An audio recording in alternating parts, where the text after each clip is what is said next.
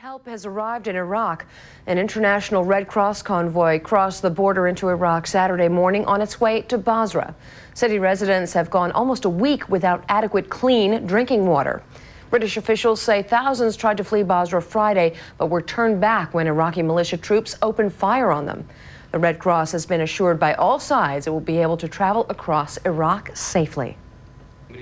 Iraq's vice president has rejected the United Nations decision to reauthorize the Oil for Food program. He calls it looting and stealing from the Iraqi people to feed them from their own money. The Security Council had voted unanimously on Friday to restart the program.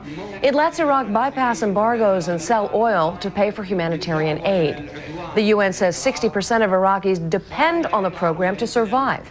Iraq disputes that and calls the program a way to legitimize the war.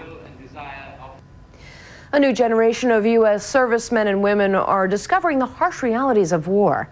In the second part of his series, reporter Frank Buckley takes a look at Marine pilot Chris Collins to see how he and his family are coping.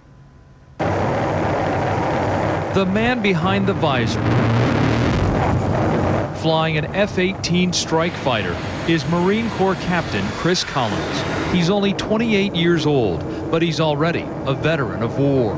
He just got back from a mission over Iraq. Dust storms made it difficult to see, but he eventually dropped bombs on artillery pieces, maybe on people, Iraqi soldiers. I thought that might affect me, when I first came out here, but they're trying to kill me, so they're shooting at me. We're trying to shoot at them, and, I guess that's what war is all about. It's pretty intense stuff for a guy on his first aircraft carrier deployment. Collins is what they call a nugget. To his friends, he is Kitty, the call sign his squadron gave him when he showed up with the tough guy call sign, Mad Dog. To Jack and Barbara Collins, he is a son. Like the parents of so many young men and women in the Gulf, they watch for news about their boy whenever they can.